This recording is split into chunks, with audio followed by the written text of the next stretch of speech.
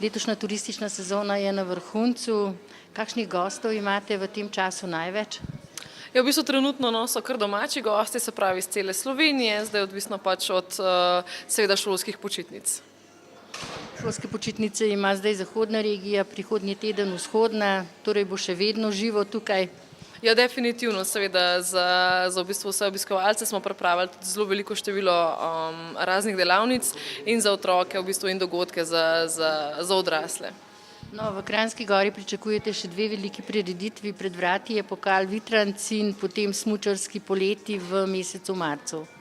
Ja, absolutno. V bistvu v Kranjski Gori oziroma v celotni destinaciji prirejamo zdaj res ogromno število prireditev. Mogoče, če omenim 12. festival gorniškega filma v Mojstrani v Slovenskem planinskem muzeju, ki se prične v bistvu konec tedna. Potem pa kar hitro nadaljujemo s pokalom Vitranc, memorialom za Draga Grubelnika in seveda s Komax partijem.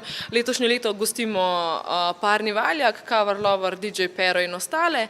Nato pa kar hitro v bistvu naprej na mednarodno veteransko srečanje v Planici, kjer v bistvu tekmujejo smučarji oziroma športniki veterani.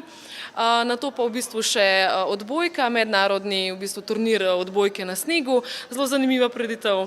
Pa seveda ne smemo pozabiti potem konec marca še skoki v Planici. No, tekma bo potekala na podkorenški strmini, sicer pa kje bo parti? Parti bo pred dvorano Vitranc, na začetku se pravi razni koncerti, vključno s Parnim Valjakom bo open air koncert pred dvorano Vitranc, nato pa after party s Cover Lover in DJ Pero v sami dvorani Vitranc. Kaj pa se bo dogajalo konec tedna v Ljudskem domu v Kranjski Gori? V bistvu imamo ta vikend kar poln, kar se tiče kulturnega področja. V Ljudskem domu najprej gostimo Moško copato s Špas teatrom, nato pa naslednji dan v dvorani Vitranc City teater z odlično predstavo Čakalnica.